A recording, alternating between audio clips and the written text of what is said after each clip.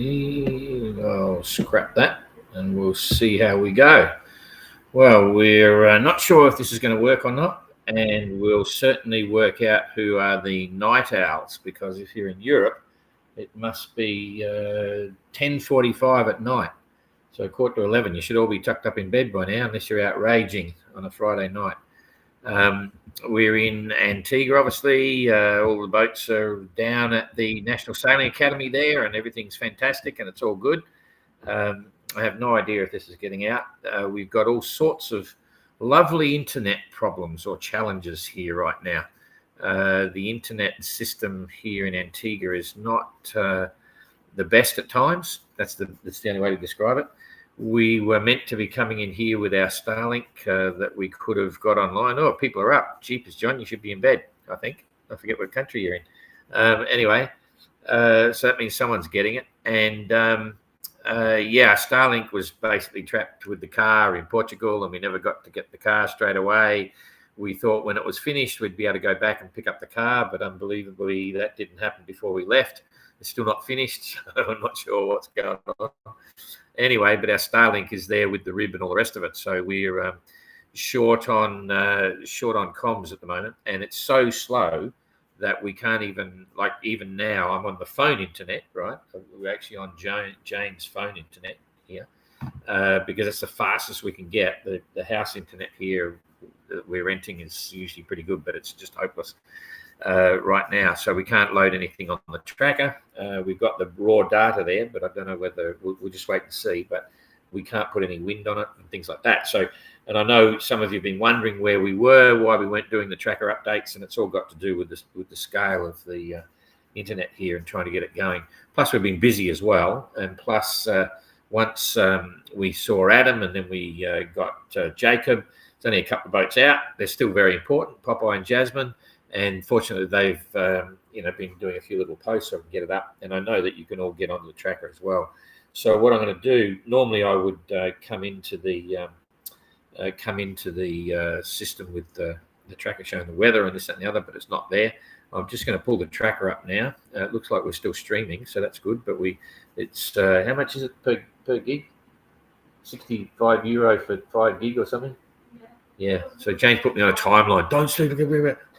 So anyway, but let's see what happens here. Hang on a sec. I'm trying to swap it over. Okay, that's interesting. So anyway, you're on the tracker now that I've got here as well. And if I try to put wind on this system, it just blanks out. You just go to a white screen. So I'm not even going to try. We've been testing it all afternoon to see if it come up. Fortunately, we've now got the base tracker, and we're just leaving it sit there because it gives the raw information. Here's Antigua over here. And we've got Popeye streaming ahead of Jasmine at the moment. He'll be happy about that, I suppose, now that he's a pensioner, 70, past 70 and stuff. So currently, this is the 8 o'clock UTC position, which is the best one that we've got. So anyway, that's, not quite up to date in terms of bits, but he's still on a 4-hourly plot. So that's the best we've got. Doing 5.3 knots and did a 120-mile day, or 119. That's not too bad. And he's got 142 miles to go. So we'll look at the ETA in a minute and see what it is, but it could be another dark one. We'll have to wait and see, but he'll be pretty happy at the moment, that's for sure. And Jasmine over here, 4.1 knots and 110-mile day, so a little bit slower than Popeye.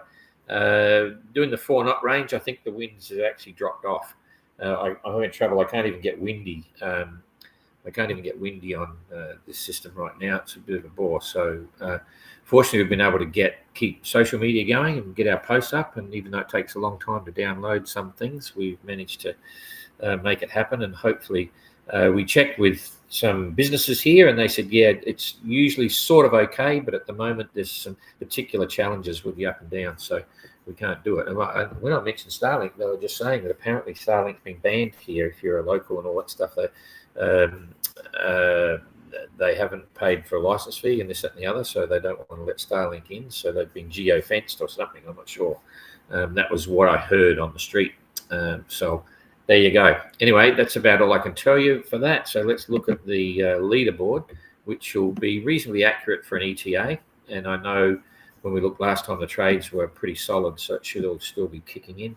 And we're showing here at the moment, Popeye will go to current or recent VMG, and we've got, here we go on back again, 4.9 knots for Popeye. That puts him in on the 9th of February at about 1 o'clock in the morning. So 1 o'clock in the morning on the 9th of February, that's on Sunday. So hang on a sec, it's overnight. So 119 miles, I'm just catching up here. Okay, so that's going to be very late. Okay, it's going to be okay. It's going to be late on Saturday night. Is that right? Yeah, geez, now I can't think. I'm going into brain fade because we're on the rollover. So yeah, potentially very late on Saturday night. Very late on Saturday night, tomorrow night. So it looks like a late one. That's fine. And then Jasmine looks like she's going to be the 9th of February. So that's Sunday, and that's going to be 4 hours off of that. So it's going to be about 7 o'clock in the morning. So she should be in the morning on Sunday, early Sunday morning. So that's cool. All right, that's about all I can tell you. So I'll come back here and see who the night owls are. That'll be interesting. Oh, here we go. Boom, there. And then if I go this one here, boom, I'm back. Okay, so there's only a couple of people here. Oh, a link. A couple of people. So yeah, so that's it. That's why we've been missing out on the tracker. It's all got to do with the internet speed here. It's pretty challenging, and I'm not sure why and how they survive sometimes. But there you go. Beautiful place. The club's really good. We're excited to meet up with our friends there that we saw here years ago. And they're really excited to have us. So we're planning, I'm just about to put the invitation up. If anyone's watching this and you're in Antigua and you want to come to a couple of the parties, we've got the reception and prize giving for the Transat and welcome reception for the MGR. That's on the night of the 17th. And we can easily get you an invitation if you want to go. You'll have to contact us to get the invite, but it won't cost you anything. So if you're in Antigua, you'll be welcome. And then the next one is the farewell for the MGR, which is on the night of the 21st. And I know there's a lot of sailors here, so everyone can get an invite if they just let us know they're coming. It's drinks and food and stuff, and meet all the skippers and see some of the videos, the photos, and so on, which we're trying to get up soon. So you're welcome to that as well. And we're just I'm just finishing off a press release to get that out. Hopefully, it was supposed to go out today, but we've had a few other things on the go, so it'll get out tomorrow. And we'll be looking forward to see the others get in. Okay, let's see if there's any funny comments here. Why everyone's not asleep, I don't know. Any of the entrants have one on their boat you could use. No, only Jasmine, she's using it. She's filing videos off her boat, and Ayrton's is not here yet. So there's only going to be 2 580s with Starlink, but Ayrton's got his associate flying it in very shortly in some days ahead. And once it's here, he said we can borrow it for sure. So we'll just see what happens. Hi from Boston. G'day, Roger. G'day. It would be nice to have them all in on Sunday night. Yeah, absolutely. For sure. And they've been, we're doing a whole pile of things. We're just downloading all their onboard footage. And starting tomorrow, they've got to submit their celestial navigation notes. That's going to be interesting to see if everyone's able to comply with the requirement, because if they can't, then they might not be in the MGR. I should have showed you that. Hang on, I'm going to take you back to the tracker and show you roughly where Eric and Josh are. They're slugging their way down, trying to get to Antigua as quick as they can, but they've got some challenges. So I'll just go back to the tracker, and if I go back here, I'll show you roughly where they are. Get rid of this, get rid of that again, and then I will pull this down. So this was this afternoon that both the trackers are working fine, and you can link to their tracker from our Facebook page, and that's available, without being a member of Facebook on the website. You go to the social media page and you'll see what's going on there. Oh, this will show you how slow it is. It's now got to reboot the frame. Oh, jeepers. We might not be able to. Crikey, come on, guys. Here we go. Okay, that's the start. We want to go right over here, and we want to be down to. Well, I might have to go a bit further. I'm going to do one more step down, I think. Yep. Well, hopefully that'll come up.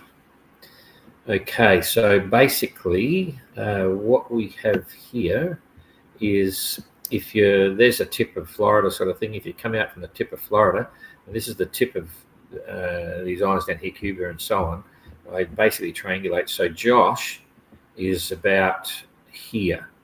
Okay, so Josh is around about here. So if that was the case, let's work out the distance he's got. This is really rough from what I remember from his. Now, who's the ruler going to work? Let's see. Yep, it is. Cool. Okay, so run line distance for Josh. He is around about here.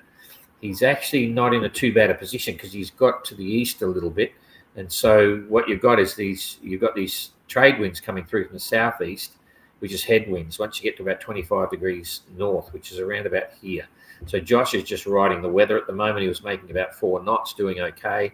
And that would mean he's got about 550 miles to go. Now, he's not making the same sorts of speeds that our fleet made across the Atlantic. They were averaging, 120, 130, 140 mile days. Josh will be doing more like 80 mile days, because it's pretty challenging. Maybe even a little bit less. But even still, 8 5s are 40, so 5, 6, 7, 8, 9 days or something. Who knows? But he's got enough time to make it, and he'll be really happy to relax when he gets here. It's been quite an epic. So that's Josh's story. He's on his way. He's totally committed. I haven't heard any bad news about the boat or himself. You can follow his page. Now, Eric, I've got to remember where he was now. So Eric was being forced with these light headwinds. And I think he's, where was he? He was down about here somewhere, I think. He's been pushed quite in close because he's on port tack and these headwinds are keeping him going. He's coming through, and I'm wondering even whether he's not planning to cut through here and come in the back door because the sea might be slightly less down there. He may come in and do short tacking and so on, but he's probably got at least 450 miles still to go, so quite a bit further advanced, but not such a good angle for the trade winds that are coming down this way. So we'll just have to wait and see. At that rate, he left. It seems to be. Let me just see what happens here. He left from Cape Canaveral, which is around about here. I think that's about Cape Canaveral. And if he is currently in a position about there, he's made about 800 miles. He's still only doing about 50 miles a day with on average of all the stuff that's been happening over that period of time. He left quite a while ago, so he's slugging it out as well. So anyway, they're both on their way, and we look forward to seeing when they get here. Okay, just coming back now to explain that one and put me back up in there. And a couple of people here. Oh, I'm surprised. Thanks for being here. Thanks everybody for being here. G'day, Scott, Roger. Maybe you could use the Starlink on one of the. Oh, we've been through that one. So from Mexico, MGO is very insignia for all of us with big dreams and small wallets. Cool. Good on you, Marion. No, that's good to hear. Wallets, yep. Brenda, hi Brenda. Ocean racing map only. Josh, good on you, Brenda. Thanks for that. Brenda's Josh's partner. And she's just put another reminder where the link is there. And I think I'm not sure whether he's receiving comments and stuff on his page. He may well be, and certainly Brenda's in touch, and he would love some moral support there. We'll probably put their positions up, both just the screenshots of their position on Facebook and stuff tomorrow, and look to start giving them a bit of a hoo-ha because it won't be. I'll just say they're plodding along, but I won't say it's depressing, but it's certainly challenging. Because they got to get here, and they want to get here, but it's not working out right with the weather. And they probably knew that before they set off, but it's one thing to think, not going to be a good trip down. The weather's not going to be helping us, but let's go anyway. And then now they're out there. But they've also passed that critical period where when you get out there, the worst part is the first 3 or 4 days. And I think Josh went through that because you may remember he was having a hard time. But once you get into the routine and once you settle into the boat and you're comfortable with the boat, then it becomes more of the same and you do your ocean going routine and you're in your own world. So So it's a good thing, I think they're past the worst of it, even though there could be the worst still to come, if you know what I mean. They're out there, they're doing it, they're they'll look at what they're doing and say, oh, that's cool, I'm actually doing it. All this playing around, building boats and dreaming and talking. Now I'm actually doing it, and it's actually happening, and they're actually out there. So it's pretty cool to watch. So they'll become a bit of a focus once our two final boats for the Transat actually get here. So anyway, yes, all good. Thanks for the coverage. Okay, cool. The boys with the bandages, the boys with the buggered backs and knees and legs and this, that, and the other. Adam went and saw the local guy here today and confirmed Dr. Spike, our MSOS 24-hour medicine guy, that he has displaced cracked ribs, which means the ribs are like that and they crack. They got a crack there, and then all of a sudden it goes like that or goes like that. Anyway, he fielded him all over and got her to look at it and says, okay, it looks stable enough. And now he's got to take special Caribbean goo and things. And Adam feels he can feel it getting better, but he can still also feel it's not right. But he's confident he'll be, firing by the time the MGR starts. And Canada Dan, with these bits and pieces, he's very cruisy. I should have put the picture up. He looks like a cruising boat at the moment. He's got his big sun awning up, and he's always kicking back every time you see there. He's got his lounge out. He's laying back there in the cockpit, spending half the day on the phone, recovering. So that's pretty cool. And then Christian on Argo, who had a big bubble on his knee, like sort of a hematoma sort of thing on his knee, is getting better as well. And he's not under pressure, but he's got a lot to do. And he's got some big decisions to make with his head sails and things like that. So that's cool. Dan went across today. Holiday Dan went across today and took Immortal Gain out of the water. He's on the hard now, and I think he's making decisions on what he's going to do, removing the hydrovane to the side, putting the main rudder back on, and so on. And we've been talking to the entrants about various stuff. Our plan is next week we'll start filming not more boat tours. You've seen the boat tours of these guys, but we'll be filming a bit of an overview of their own experience in the Transat qualifier for the MGR and how they're feeling about the MGR going forward. So that's the big focus. So we will go through them all and see how it pans out, and we'll screen those at different occasions. So that's all cool. What else can I tell you? Yeah, that's probably about all. Oh, I should tell you. You want to buy a can of tapioca, ambrosia tapioca. It costs you €6. €6. So, but I got to say, it's a great place. Don't get me wrong. It's fantastic, and we love it here. The people are so friendly and great. And, yeah, it's cool. So sorry we haven't been able to get up with lots more in depth trackers and stuff, but we're all busy and everyone's having a good time. And now the focus is on the MGR to a degree once we do the prize giving. Hang on. Oh, Brenda, I'm just a fan of Josh Currier. I check in every morning and every evening. Oh, when am I getting? Okay, Brenda, I thought, yeah, okay. I'm getting mixed up there. So all very cool. Thanks for that. John, can we assume that trips qualify them for the MGR? No, not at all. No one's actually qualified yet. And so watch this space. There's various things they've got to do to qualify, and the last one is to show their skills and track record of their celestial navigation, and that starts tomorrow. So tomorrow they've just got a message on what they've got to do. They've got to bring all their plotting sheets, worksheets, charts, and navigation notes to show me that they are competent with celestial navigation. And if they're not, then Captain Coconut, we'll officially introduce him later on. He's a nut. Yeah, he's crazy. Great guy, very experienced sailor, ex-Navy, master navigator. He's offered to give them some navigation tips if they're still not there, because you may remember some look just hopelessly behind. So I've said on the qualifying voyage from in this Transat, they have to show competence in meridian passage, noon sights, which is really simple. Anyone could learn that in half a day. Okay, So they've got to have that, and then they've got to show they've got the whole morning, afternoon sight deal, and line of position crossovers to get work up your actual position before that. By the time they get to Panama, and so there'll be a lot of that going on tomorrow to see who can actually do it, and who's still waiting, and who still wants to go enjoy Coconut for a couple of navigation classes.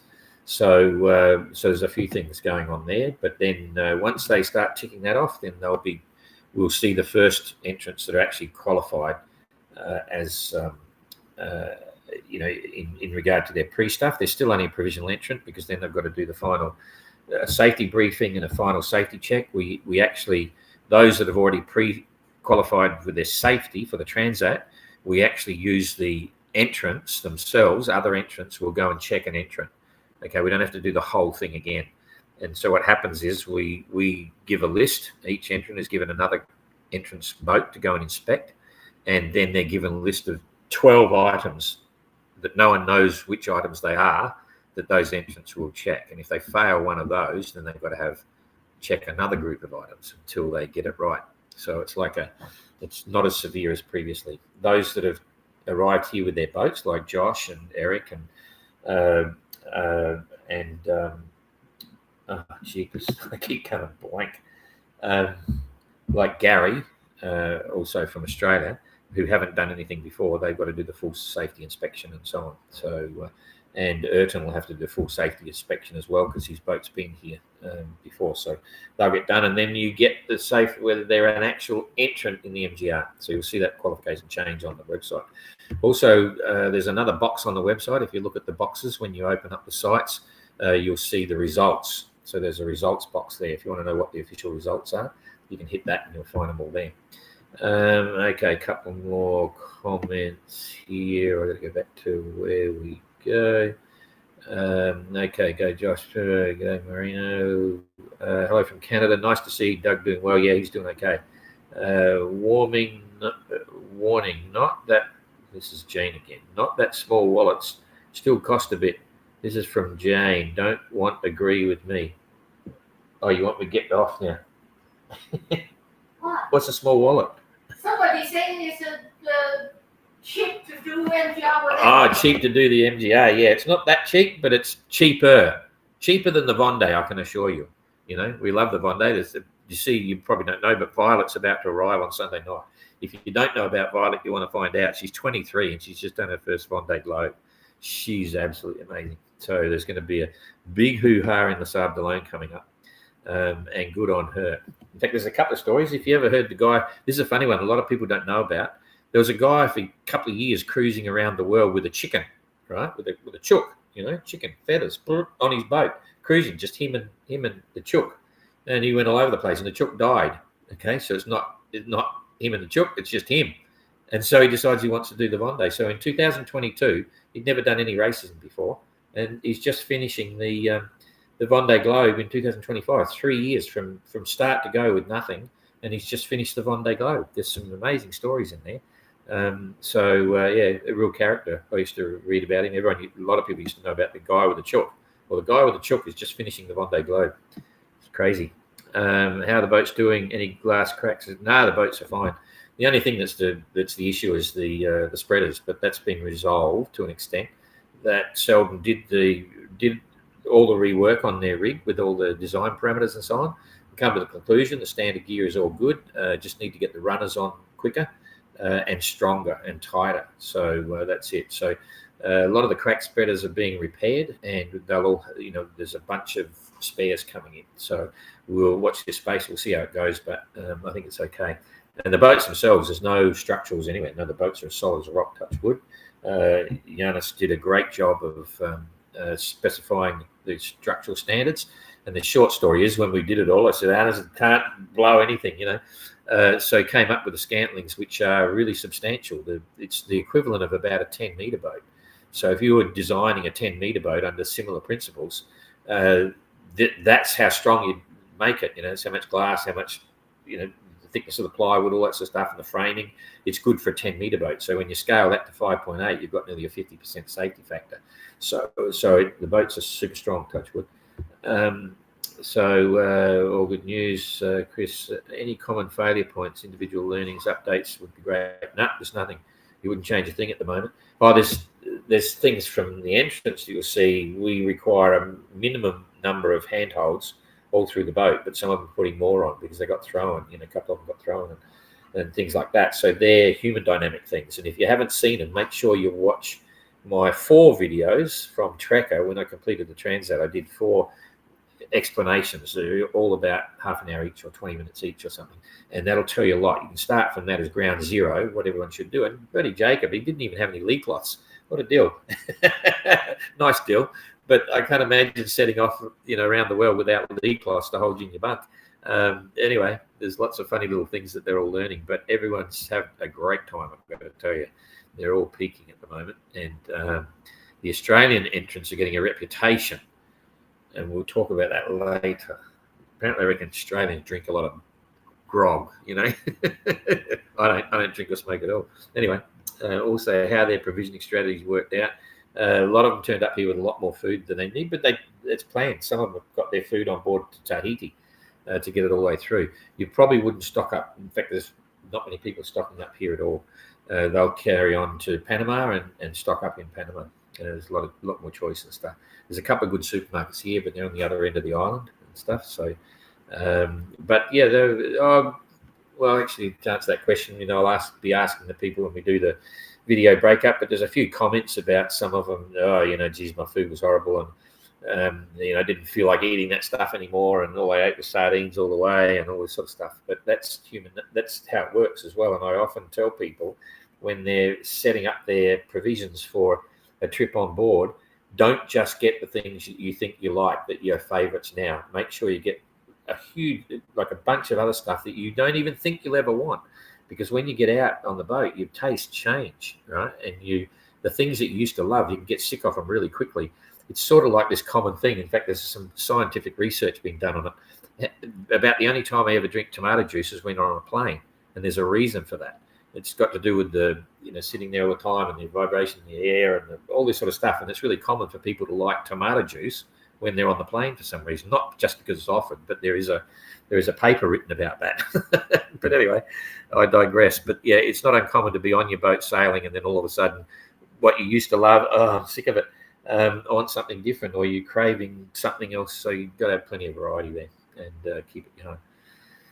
Okay, how the skipper's feeling about the mechanical autopilots? Love that. The autopilots are never going to be there, but we're not sponsored by any pilots, and I'm giving you my honest opinion. And I used to be sponsored for many, many years by Ray Marine, and I'm not criticising any brand in particular, but all the research that I saw a long time ago for the small cockpit pilots were all the best ones that were able to stay waterproof the longest and stuff like that. Were all the Simrads. The little Simrads, and I think that might be showing up. I don't know. But there's still a lot of discussion about wind vanes. And the short answer there is there's in any equation involved with the failure of a wind vane or the challenges with a wind vane, a far greater percentage than 50% of it is human issues. Not you can't put it down to the wind vane. And the short explanation of that, which I've said before, they all work.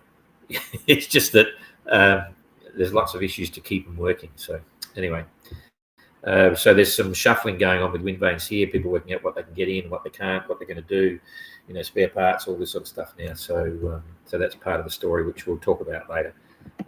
You must be all getting very tired now. It's nearly midnight. You should all be in bed. Oh, it's past midnight, 6:15, and I'm using up all the phone stuff, so I better go. Barnacles, little tiny barnacles on a few of the boats. Adam had some little baby barnacles, but nothing really big to speak about. The interesting one was the boys. Get this. I go down to the marina one day, a couple of days ago, and there's Peeler in the water scrubbing everyone's bottom.